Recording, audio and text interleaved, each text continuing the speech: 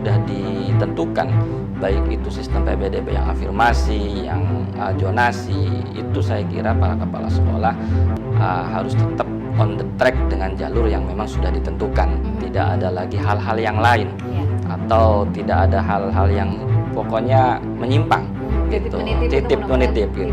Tidak ada lagi. Saya harap begitu. Jadi semuanya sesuai dengan on the track-nya masing-masing. Assalamualaikum warahmatullahi wabarakatuh. Halo pemirsa, program Melekat Mengenal Lebih Dekat kembali tentunya dengan sosok anggota Dewan masih dari Kabupaten Tangerang. Dan kali ini saya sudah berada di ruangan fraksi Partai Kebangkitan Bangsa dan sudah bersama saya Bapak Ustur Ubadi SPDI, anggota Komisi 1 DPRD Kabupaten Tangerang. Kita sapa dulu. Assalamualaikum warahmatullahi wabarakatuh. Waalaikumsalam warahmatullahi wabarakatuh. Apa kabar Pak Dewan? Alhamdulillah. Baik. Terima kasih sudah meluangkan waktu diajak ngobrol-ngobrol nih dengan program Lekat. Tadi setelah ada kegiatan sidang ya Pak ya? Ini sidang paripurna. Kali ini kita coba sebentar ajak ngobrol-ngobrol terkait dengan program, kemudian rencana. Ini kan sudah mulai tahun sudah di 2023 ini ya, sudah dikenal dengan tahun politik. Tapi sebelum ke sana nih Pak Dewan, mungkin kita ingin tahu juga nih di Komisi 1 berarti bidangnya pemerintahan ya Pak ya. Sejauh ini seperti apa nih fungsi legislasi kemudian pengawasan terutama ya di beberapa mitra kerja Komisi 1? Ya, sejauh ini memang sesuai tugas pokok dan fungsi daripada anggota DPRD. Dari mulai legislasi, kedua juga memang pengawasan. Terutama memang dari sisi pengawasan yang memang harus lebih intens lagi terkait bagaimana pengawasan ke eksekutif agar apa yang memang dijalankan oleh eksekutif on the track. Betul. Ini malah cukup banyak ya Pak mitra kerja di Komisi 1 apalagi di bidang pemerintahan. Nah, ini tentu saja juga membutuhkan koordinasi yang juga cukup baik. Berarti Pak Ustur ini sudah tahun pertama ya Pak ya? Di tahun pertama, saya baru tahun pertama. Alhamdulillah, ini pasti lumayan cukup banyak adaptasi dan kegiatan-kegiatan di 2023 ya. Apalagi sudah menjelang di tahun politik dan masa jabatan 2024 kalau tidak salah ya, terakhir ya. 2024 terakhir. 2024. Yang sedang saat ini concern selain tadi mungkin beberapa mitra kerja di pemerintahan. Karena memang backgroundnya Pak Ustur ini juga dari pendidikan ya Pak ya? Iya. Nah ini pasti concern juga nih kalau di Kabupaten Tangerang kan memang kewenangannya di SMP ya Pak ya, kalau untuk PPDB ya. Ini kalau kita sedikit bahas PPDB boleh ya Pak? Boleh dari aja. Kacamatanya Pak Ustur seperti apa? Ini kan karena memang regulasinya, tahapan-tahapannya pun juga bulan Juni ini sudah mulai digelar begitu. Sedikit banyaknya mungkin masyarakat juga ingin tahu terkait dengan kewenangan dan juga pengawasan mungkin dari Dewan Pak. Ya. Pertama memang alhamdulillah sebenarnya di tahun-tahun sekarang itu zonasi juga presentasinya tidak terlalu banyak. Dulu awal-awal presentasi zonasi itu banyak sehingga mengakibatkan kegaduhan di masyarakat. Banyak orang tua yang tidak bisa menyekolahkan karena memang tidak masuk pada wilayah zonasi. Namun pada tahun ini zonasi itu hanya 30%, selebihnya juga afirmasi. Afirmasi yang lebih banyak yaitu 50%. Sisanya adalah prestasi dan yang lainnya. Gitu.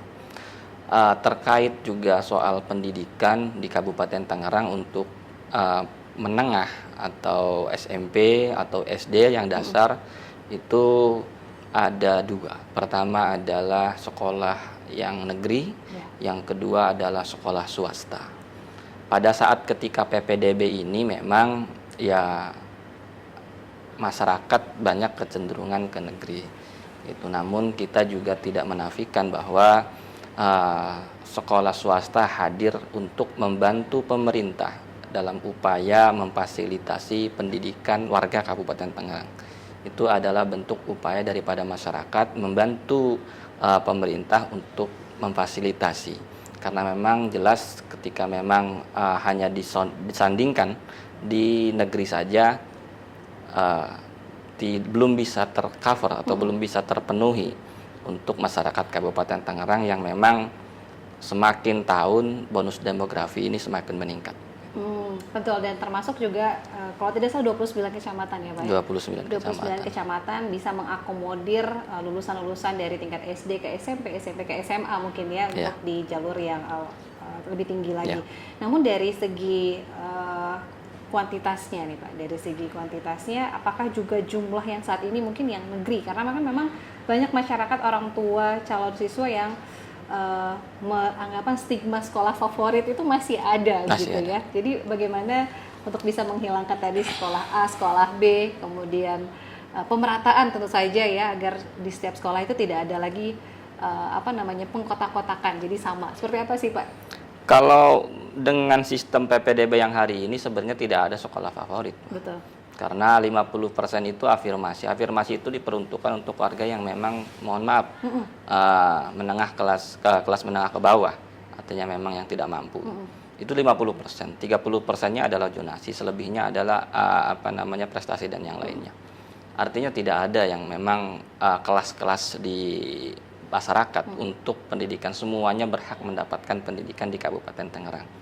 Namun dengan jumlah sekolah yang memang negeri yang masih ini minim, tapi sebenarnya sekolah itu dibantu oleh swasta. Artinya memang untuk PPDB itu sekolah swasta, mari kita tingkatkan soal kualitas sekolah swasta agar memang tidak lagi menjadi sebuah pilihan yang nanti di masyarakat. Bicara soal kualitas, sekolah swasta pun juga tidak kalah dengan sekolah negeri yang akhirnya memang semuanya hidup. Baik itu negeri hidup sekolahnya, dan swasta juga bisa hidup juga swasta. Jadi tidak ada lagi yang memang sekolah yang tutup pintu gitu karena memang kata tidak ada siswa. Padahal di negeri banyak siswa yang memang tertolak karena memang kapasitasnya penuh. Betul.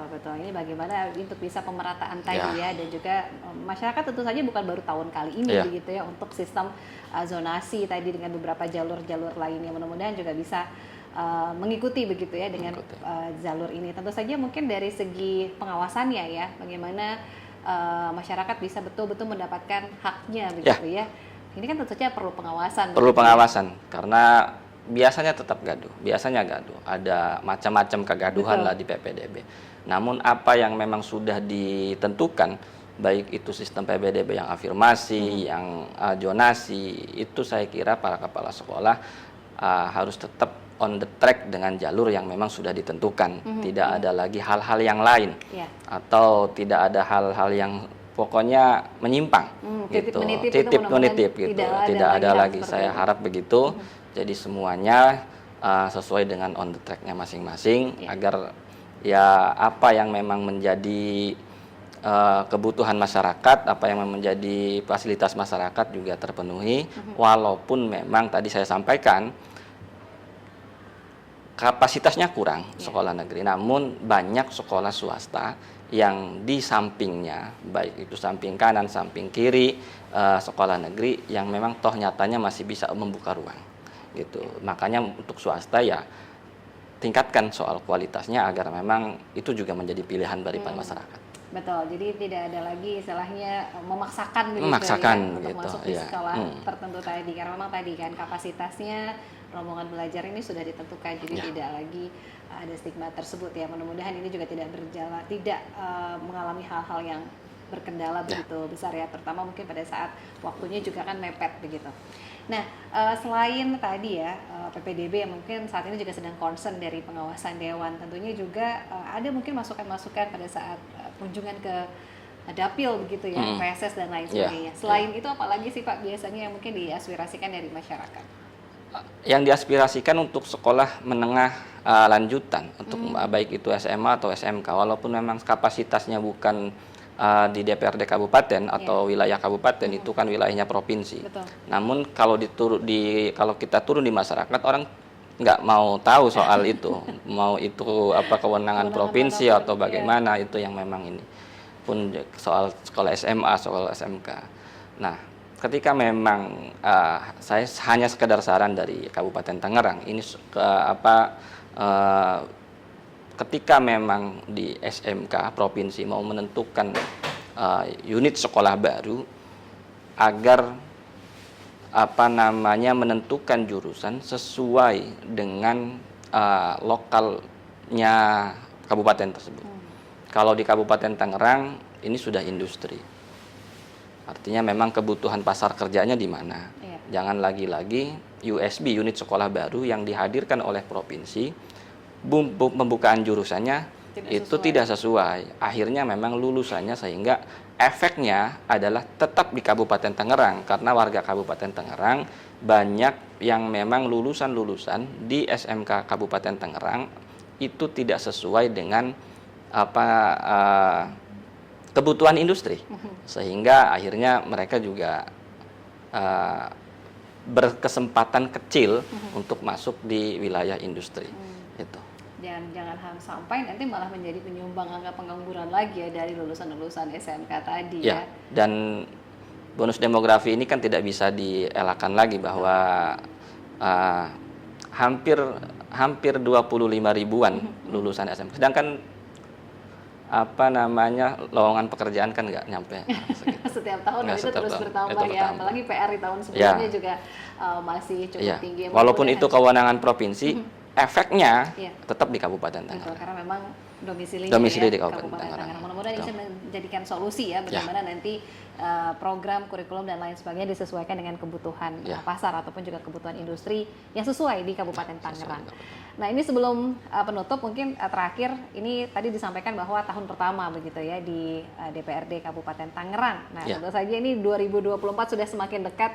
Kemarin sudah masukkan berkas ke KPU, Pak? Sudah bersama teman-teman dari fraksi ya, Pak ya? Sudah bersama teman-teman dari DPC, partai. Alhamdulillah lancar. Alhamdulillah. Ini berarti di tahun kedua ya, Pak ya? Kedua. Masih di DPRD Kabupaten Tangerang? Masih di DPRD Kabupaten Tangerang. Dapil? Dapil 1. Dapil 1. Wah, Masya Allah. Mudah-mudahan nanti diberikan amanah lagi ya, Pak ya? Dari masyarakat, diberikan kepercayaan lagi. Amin. Persiapannya apa nih, Pak? Ya, yang pertama memang persiapannya mental, terutama adalah persiapan mental. Yang kedua memang apa yang memang selaku anggota DPRD ini lagi-lagi bersentuhannya dengan masyarakat.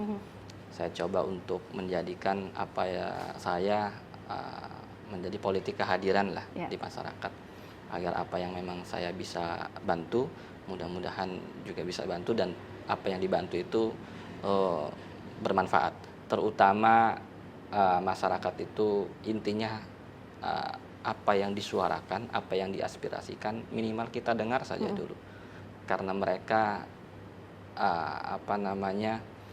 kebanyakan dari mereka itu pengen ada yang mendengar keluh kesahnya.